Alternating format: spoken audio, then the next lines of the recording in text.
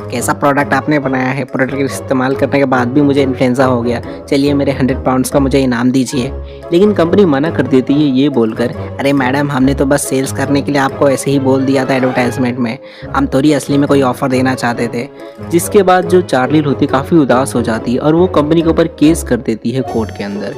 जज साहब देखिए, इन्होंने कहा था कि अगर इनके प्रोडक्ट को कोई भी अगर दिन में 3 बार 2 हफ्ते तक इस्तेमाल करेगा तो किसी को भी इन्फ्लुएंजा नहीं होगा, लेकिन मुझे तो हो गया और ये इन्होंने मुझे 100 पाउंड्स का जो इनाम इन्होंने कहा था वो भी नहीं दिया। जिसके बाद जज कंपनी से पूछते हैं कि आप इन्हें इनाम क्यों नहीं दे रहे हो? तो कंपनी कहती है, अरे जज साहब हमने तो बस एडवर्टाइजमेंट में ऐसे ही सेल्स करने के लिए बोल दिया था कि हम इनाम देंगे, हमारा ऐसा कोई भी इरादा नहीं था देने का और हमने तो कोई इन्हें ऑफ़र भी नहीं दिया और इन्होंने कब हमारा ऑफ़र एक्सेप्ट कर लिया। उसके बाद जज ने कहा ऐसा नहीं होता, आपने एडवर्टाइजमेंट में सीधा-सीधा अपनी इंटेंशन दिखाई है ये बोलकर कि आपने 1000 पाउंड्स बैंक में जमा किए, जो कि दिखाता है कि आप सीरियस हो इस बात को लेकर। और साथ ही में ये जो कॉन्ट्रैक्ट है ये एक जनरल पब्लिक को आपने ऑफ़र दिया था, जहाँ पर अगर कोई भी आपके ऑफ़र के जो भी